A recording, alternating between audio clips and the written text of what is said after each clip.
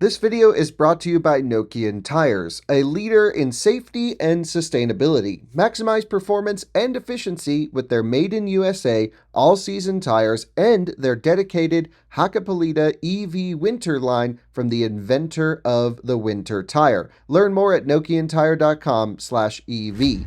This video is also brought to you by Magna, forward for all.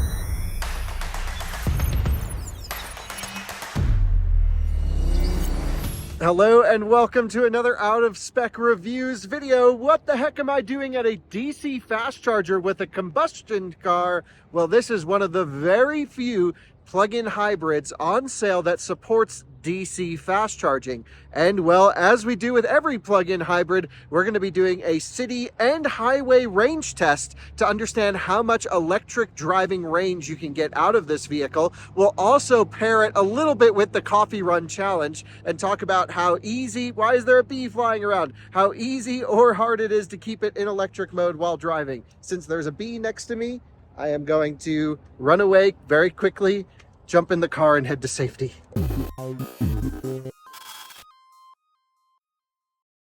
So I want to start by telling you that I will have a full review of the Mercedes GLE 450e 4MATIC, long name. Full review will be on my personal channel, Kyle Connor. That's where we talk about electric and combustion and size and price and value and compare it to other electric, or I should say plug-in hybrid SUVs I've driven recently, like the Cayenne plug-in hybrid, where I have a full deep dive video on that. In this video, I really want to focus on the electric bits. You guys seem to love these plug-in hybrid tests. And well, this is a really interesting car, an interesting model, and we have so much to dive into in terms of charging performance and the range that we can get out of the car. So consider this a deep dive into the electric bits of the GLE 450e, a very similar electric drivetrain to what we'll see in more Mercedes-Benz models in the US. I really like the size of this car. I've always liked the new generation GLE. Well, I'm DC fast charging it up now. I'll walk you through some of the charging stuff to start. I think you guys will be really impressed with the charging performance. And then, of course, we'll head out on the road and do the range test. Well, you can see here we are DC fast charging up the vehicle at 57 kilowatts. And before we go into a deep dive into this charging curve, what am I trying to say today? I want to show you at least a few of the electric settings on this thing. This has just over a 22 kilowatt hour usable battery pack, which doesn't seem huge. Here we go, charging. You can see I can set a maximum charging limit from 50% to 100%. I can turn off fast charging. Wonder what that will do. Fast charging off, 55 kilowatts. Okay, so fast charging off at a DC charger is lowering our power. It says, while it's doing that, it says, when this charging power is maximized, when this is shown, this enables a reduced charging time when we go to max operation. And activation, let's see, hold on. Fast charging increases the battery load and can accelerate the natural aging process.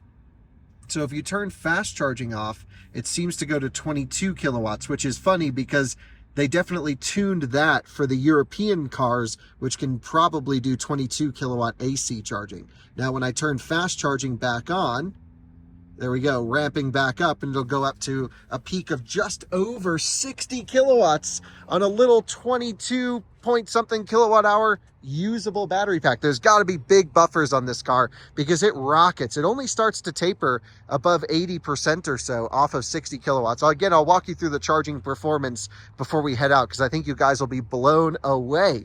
So it's a plug-in hybrid with DC fast charging. This is relatively rare in the US. And up until this car launched, there were only 3 vehicles on sale that supported this. There was the Polestar 1, which I own, and so I can speak from experience throughout this review of what it's like to drive a plug-in hybrid with an electric or DC fast charging capability. And then there was the Mitsubishi Outlander plug-in hybrid, which uses CHAdeMO, but a similar comparable sized vehicle. And also the Karma Rivero would be the other one, but that was more of a range extended EV, I guess in the similar category to the BMW i3 range extender. Anyway, not to go down the rabbit hole of everything, not this car. I want to just talk about the GLE in this video, but damn, such such a good looking car. You can spec it out online because you can go crazy with the options. This one's actually a pre-production model with no price tag, but you can figure it's going to be around 75 grand, something like that, for probably an equivalently spec'd model. So we have a 2-liter 4-cylinder combustion engine up front. We won't talk about that in this review. This is just the electric review. That will be on the Kyle Connor YouTube channel. You then have a 134-ish horsepower, but some big torque. I've seen over 300 pound-feet of torque out of this thing. Electric motor, pre-transmission. Then you have your transmission, and then, of course, the drive shafts go to all 4 wheels. You have a transfer case. So this is a plug-in hybrid that you can actually keep in all-wheel drive mode, which is great because for those of you who are familiar with Volvo's setup, like the XC90 plug-in hybrid or XC60 plug-in hybrid, they use an electric motor on the rear axle only, which means when that starts to spin in snow, it needs to use the combustion engine to keep all-wheel drive. This does not. And there's actually even a setting where you can lock it in electric mode for off-roading, which is hilarious. So I absolutely love how Mercedes gets the plug-in hybrid thing. There's a few other drivability things that Mercedes does here, which I really want to talk about in the Kyle Connor channel review, which is there's a plunger in the accelerator pedal right here that pops out when it goes into electric mode so that you can go full throttle into electric mode, but then you still are only using about 30 or 40% of pedal travel, so it feels natural. And if you want more, you can depress the false floor, push through the fake kickdown switch, and then the combustion engine should, in theory, turn on gently and naturally. It's a really smart idea. Like, I'm super enthused with this car. I think the 2 downsides of a setup like this is they use the 4-cylinder engine, which is lame when it's on combustion, because X5 plug-in hybrid, as an example, doesn't support DC fast charging, but uses the inline 6, and that's such a much better experience. Same with the new Range Rover plug-in hybrids, the ones that support fast charging and everything. This new generation of plug-in hybrid, they all use the 6-cylinder. This thing is stuck with the 2-liter 4-cylinder, which is really a crunchy engine, and we'll talk about that later, of course, on my channel. The other downside, of course, is having the electric motor pre-transmission means it's quite clunky when cruising around and you really feel those gear shifts. Well, we just have gorgeous lighting at the moment. We're DC fast charging up. Let me walk you through the testing procedures and then we'll go and see how far it goes on a charge. Ripping it. Well, I am currently at 56% state of charge and it says just 15 minutes left to get to 100%. Awesome flat charging profile in this thing, just sitting at 60 kilowatts. So here's what we're attempting to find out. We are going to full charge this car, of course, in a DC charger that warms everything up. I'm going to set the car in electric mode, which is actually the key up setting whenever there's energy in the high voltage battery. When the energy in the high voltage battery is depleted, the car defaults to hybrid mode and drives just like a standard hybrid. Combustion engine shuts off when you come to a stop, turns on when you need more power. Most of the time, this car is designed to be plugged in. You can really tell, especially with the ability to set a maximum charging limit. The first time I've ever seen that in a hybrid, I love that because I would just set it to 80% or 70%. It shows me that maybe they're really concerned about battery life, or at least letting the user choose how aggressive they want to be on the battery. And I love that feature to set charging limits. Even if you just set it to 90% instead of 100, it'll just save it some wear and tear. So anyway, we're DC charging up to full. We're going to jump onto the highway, gently get up to 70 miles an hour, loop around until the combustion engine kicks on, and that'll be our time. We're then going to DC fast charge back up to 100% and drive around the city and see how far it goes in city electric driving. Now, interestingly, in plug-in hybrids that we've tested with the electric motor pre-transmission, they tend to do pretty equal ranges, city and highway, which you wouldn't expect. But today is a perfect day. It's 73 degrees, 0 wind, absolutely gorgeous. And we only need another 13 minutes to get up to 100%. I absolutely love the fast charging performance of this car. It just rips up there. Although as an owner of a plug-in hybrid with fast charging, very rarely do I ever use that. So just awesome experience here. When you do need to fast charge, my Polestar 1 doesn't charge nearly as good as this car. So yeah, I'm super pumped. Look at this thing, 62 kilowatts at 78%, ripping along, a 23.3 kilowatt hour usable battery pack, just sending it up to 80%. There's so many EVs that can't even charge this fast at any point. I'm looking at you, Chevy Bolt. This is just epic for a little tiny battery to charge this hard. Look at this thing, still ripping along, 33 kilowatts at 99%. Okay, so just before we unplug and head out and do the highway range test, let me walk you through the charging curve, and then we are going to hit the road. I already have the car set at 68 degrees on the lowest version of auto airflow at level 3, auto airflow down, boom, boom, there we go.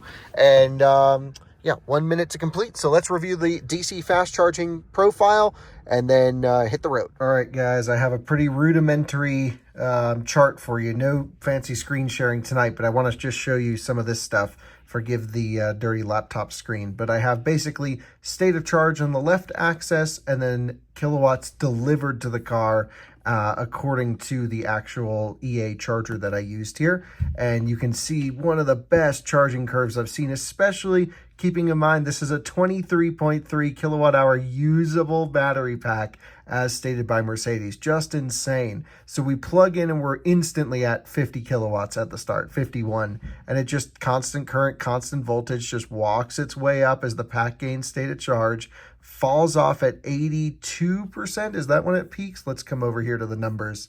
So at 81, let's see, right at 78% actually looks like it tapers. That's when we come off of 62 kilowatts. And then it just walks itself down to 90% where we sit at 32 kilowatts from all the way up to 100%. If you look at that in terms of time, from 0 to 50% only took 14 minutes. And again, that 50 above is actually going to go faster because we're gaining charging power as we're gaining state of charge up to a certain point. So then up to 80%, let's see, this is roughly 80%, it's 22 minutes, which is pretty good. And then all the way to full is pretty much a half hour, and it dumped in 27 kilowatt hours delivered. Again, there are some losses with this, of course. And let's just take a look at the total thing, $10.36. 27.158 kilowatt hours delivered, took just about 30 minutes. Pretty stellar charging performance here. Again, most of your charging is going to be done at home with a 40 amp onboard charger. However, if you do need to do a quick top up or do some grocery shopping, well, you can do it right here at a DC fast charger, which is kind of cool. I asked what you guys thought about DC fast charging for plug-in hybrids, and I was surprised how many of you actually thought it was cool, because I really try to limit my DC charging with plug-in hybrids and save them just for the battery electric vehicles. But yeah, it's interesting how many of you guys are actually into it, at least based off of my Twitter responses to this. So there you go. That's the curve. Just absolutely epic for a plug-in hybrid. Never seen anything like it. My Polestar only holds full power to about 30% and then drops off a ledge. This is night and day difference. Well, we are at 100% state of charge, so let's unplug and go. I actually don't know if the plug-in hybrids will, but I assume they will get North American charging standard, as Mercedes has already agreed to do NACS. So that'll be really funny to actually see these things at superchargers. I think that's going to piss a lot of Tesla owners off, seeing gas cars at superchargers. However, I really don't think, like I mentioned in the DC fast charging log, we're going to see many people doing fast charging on their hybrids. Anyway, just to show you the tires, we're on the 20-inch 275 50/20 in the rear. This is a Michelin all-season tire. Up front, we have a 275 50/20. Did not expect them to be a square setup, but there we go. Let's rock and roll. We got some chunky tires on this thing, looking good. Car's predicting 61 miles of range. We'll just turn it on. Bit of an awkward start-stop placement. Would have been better if it was up here. Let's reset everything. Reset from start into drive, and it will show us our combustion and electric efficiency. Love that. So off we go then. Let's get on the highway and see how far this thing goes on a charge. Well, I've just set our climate control to 68 degrees on the lowest fan like I showed you. You can see our gauges here show us power and regen, which is super interesting. And then of course our revs on the right side, which we're not using. Still can't believe that even though this vehicle is rated for Why are we getting so much fan? Auto airflow lowest. There we go. Still can't believe that this vehicle is rated for just about 40 miles of range and it's showing 60, and I ripped it up here. So we might be in for a good result, folks. We've seen this from a few of the German plug-in hybrids where their ranges in electric just don't show that well, but then in real world, they really do great. So we're just gonna jump on the highway, head north. Once we get to about 50% state of charge, we'll turn around and head back. You can see here, still showing 60 miles of range. A little bit of regen, even at 100% state of charge, is great. So, wow, very impressive. I'll catch up with you as we are down the road at 70 miles. Well, you join me cruising along at an indicated 69 miles an hour because that is what a GPS 70 equates to. The car is really quiet, except there's a horrible rattle coming from up there. So I gotta let Mercedes know about that before they loan this car out to someone else, because that is brutal over these bumps. But anyway, the ride is just amazing. The steering is great. The driver assistance is typical wonderful Mercedes. I can even put it into the assistance view. We know this view from many other Mercedes models. Just great lane centering, all around a fantastic basic, system. Lane centering and a distance control, and it will also do automatic lane changes when you hit the turn signal. The Mercedes EQE does automatic lane changes in the sense where it chooses when it wants to turn. That is not on this particular car, but I don't think anyone really wants that. This is much nicer. You just hit the signal when you want to pass and bring it on in when you're done with your pass. All good stuff from me here in the GLE, loving it. I'm going to crank up the fantastic Burmester sound system and just cruise along. It's still predicting 55 miles of range there. Currently, we are at 92% state of charge. And just loving it. Perfect day for a drive. We are in Wyoming. We have just reached 50% state of charge, and you can see the transmission temperature is coming up. Engine temperature is still cold, a little bit warmer than ambient, but that makes sense because there is some heat in the drive line going on down there. We've only done 22 miles, which means we're on track for 44, which is beating EPA even at the highway. But keep in mind, we gained some elevation, so we have to turn around at this exit right over here and lose it going back to Colorado. It's why we run a loop style test. It's relatively flat, but we are just a couple hundred feet higher than where we started. So let's loop around, head back. We'll regen on down. So I've canceled it. You can see we're in D auto. As I pull the left paddle, we'll go to D. You'll see some regen. It's only about 11 horsepower worth of regen. I'll pull the left paddle again, and boom, huge regen, 200 pound-feet of torque. I can feel the transmission shifting as we coast a little bit as it either downshifts or upshifts. Sometimes it's hard to know what it's doing in electric mode because there's no motor noise at all. I can't tell if it's spinning up or down. But let's regen down to a stop here. Let's turn left. Lots of fireworks over this way. Brake pedal does blend in more regen, by the way, and it's very easy to manage the acceleration, even though I'm going gentle throttle here with that plunger in the pedal. So I can go right to full throttle and hold it there without risk of turning on the combustion engine. Really great. Car's so smooth, so supple. Really loving the GLE platform. We picked up a lot of bugs on the way though, didn't we? So here we are, just about 3/4 throttle. Again, about 94 horsepower of the 130. If I just mat it really quick, 134 horsepower. There you can see the dips on the gear change. We do have to get up to 70 miles an hour by the end of the on-ramp. So let's just stay on the throttle, not fully, but pretty good. 70 miles an hour, boom, locked in at 69, merging to the left, and let's head on back. I imagine our MPKWH, I've never actually seen it listed as miles per kilowatt hour like that. It's always been MI/kilowatt hour, so that's interesting. But I imagine that's going to get up into the 2s, which would make more sense. But plug-in hybrids are always slightly less efficient than electric cars in my testing, just because of the inefficiencies of the shape of the vehicle, the wheels, the tires, the combustion engine, weight, and also all the extra sound deadening in here. This is not an EQ model from the ground up. So yeah, you can see we're only using 17 horsepower to cruise along on the downhill here. It does level off, but this is a particularly big dip, if you will. So continuing on the range test. You join me now at 5% state of charge. We're still chugging along here. We're actually made a loop back, and of course we're on the return at this point. Our efficiency is increased, of course, as we came back down here. Totally expected. 57 miles so far. It's predicting 2 miles of range left. We'll of course see what happens when we get down to 0%. I have no idea at what state of charge the engine kicks on or anything like that, but let's see what happens, how it refires up the engine, and of course log the total mileage we've gone. Wow, the bugs are crazy today. We are now down to 1% state of charge with 0 miles. So when is this thing going to kick on? That is going to be the question. So 1% still, it's indicating on the right hand side. So it lets you go all the way down. There we go. Electric drive program unavailable, but we're still electric. Nope, combustion engine's on. 58 miles of range, and you can see we are now in hybrid mode. That is a huge result, considering, and it's almost a loop. We're only 1 mile from where we started, so that was perfect. 2.4 miles per kilowatt hour. 58 miles fully electric. Absolutely insane, considering that this car is only rated for 40 miles. Wow, I'll give you my thoughts on that, and we'll continue with the city portion, but holy smokes, that was just epic. And if I take a look over here at the engine, you can see the engine is stone cold, just warming up now.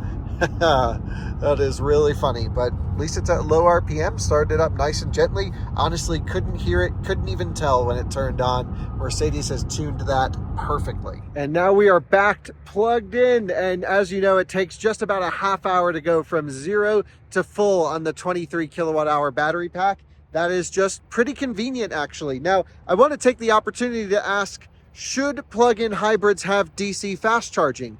And I would say, as someone who owns one, it's kind of cool to be able to, in a pinch, plug it into a fast charger if I show up somewhere that conveniently has fast charging that's available. However, they're more common in Europe, and I notice more problems with them in Europe. For example, I notice occasionally plug-in hybrids blocking even regular electric cars from having access to DC fast charging, which is like, you can get down the road in a plug-in hybrid on your combustion engine. Don't be clogging up stations. Now, in a case like this where the entire site is free, you may want to stop on the side of the road and get some snacks. Sure, juice it up. That's really nice. So I think it's one of those things that if you use it responsibly, yeah, it's kind of cool to have it. It's certainly nice to have as someone buying the car. But if you're one of those people who thinks you're going to go fast charge on the way home from work or rely on fast charging infrastructure with a hybrid car, I don't think it's worth it. I would not recommend it in my case.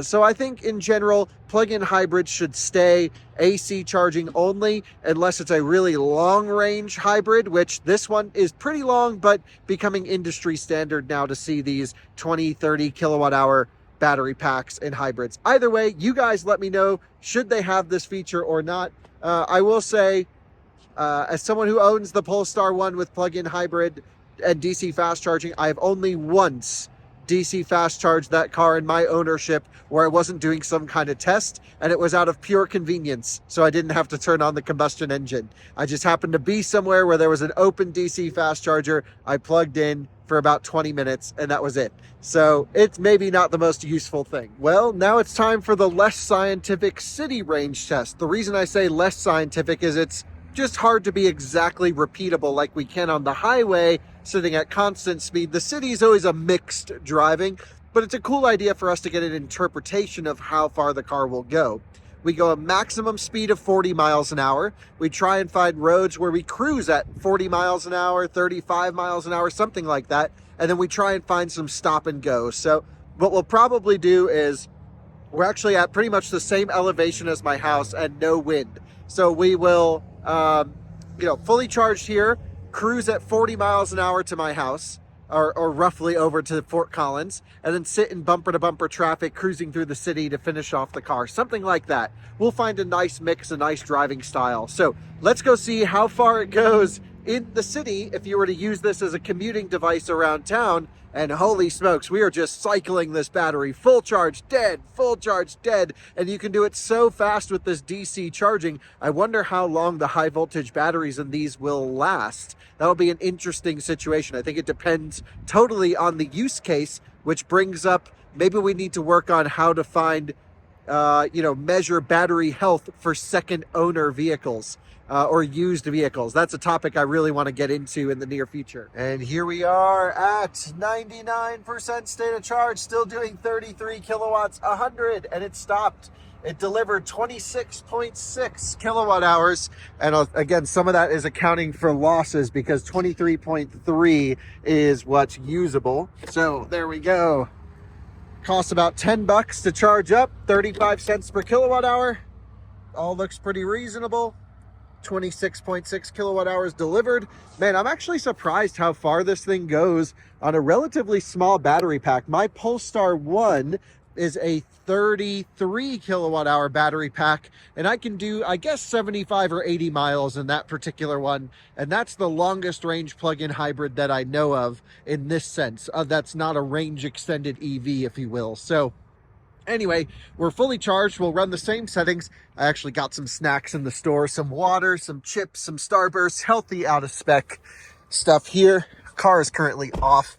We'll turn it on, reset the trip calculation, and then head out for some city and low speed range testing. Well, let's reset the trip computer, throw it in drive, and off we go back in electric mode. You can see, even though we pulled in here in hybrid mode, now that the high voltage battery has some juice in it, the car automatically started in EL mode in that bottom right corner. So love to see that.